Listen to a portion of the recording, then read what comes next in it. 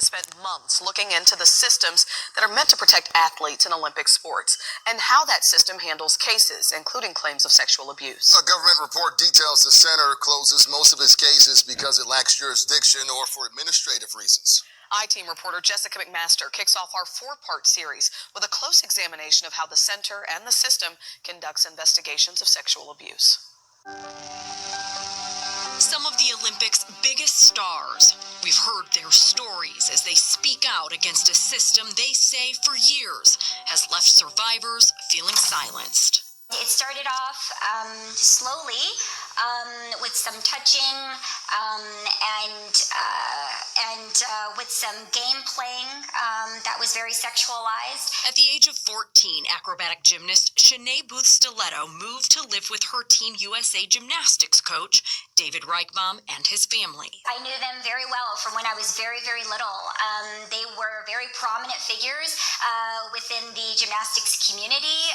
They produced some of the best athletes in America in acrobatic gymnastics. 6 months into Stiletto's journey, she says Reichbaum began sexually assaulting her on a daily basis while his wife slept 2 doors away. He would say so many different things to me. If anybody finds out, this could, it's going to ruin everything. You're going to lose everything. Stiletto stayed silent, a child afraid to upset her mentor, until she became an adult. That's when police contacted Stiletto about claims they received of sexual abuse committed by Reichbaum against other athletes and herself. Stiletto told them everything.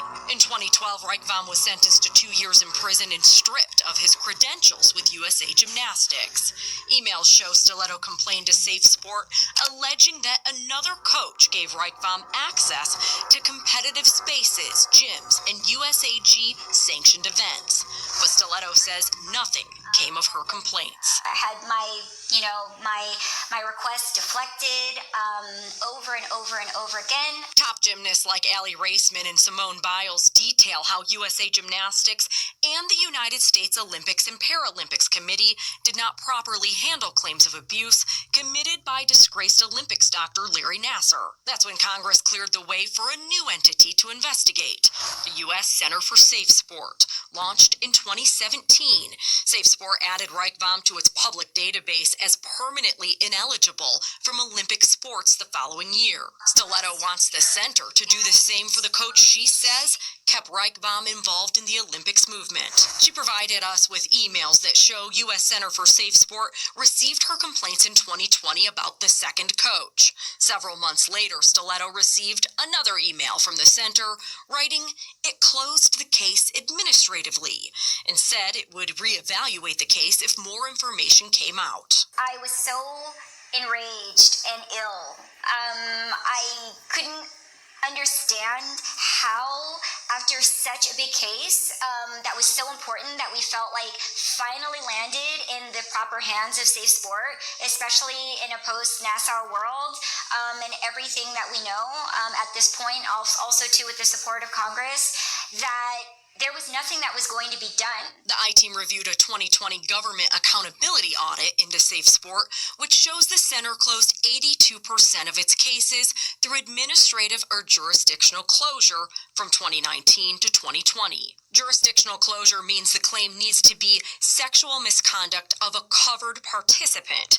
Administrative closures happen when the center doesn't have enough information or when witnesses are unwilling or unable to be part of the investigation. A year after Safe Sport first contacted Stiletto, she wants to know why it closed her case. Somebody definitely needs to be looking into Safe Sport, how they practice, what they preach, and what are the solid and tangible results. We asked the U.S. Center for Safe Sport to speak with us several times throughout the course of our investigation. Last week, they did agree to sit down with us, but backed out on the day of the interview. However, a spokesperson tells us through email that the center's made some improvements since it first launched in 2017, one of those being that they now employ more than 100 people as opposed to just having 4 employees when it started. Additionally, the center says it has disciplined more than 1,600 people within Olympic sports, adding that more than 3 million people have gone through Safe Sport training.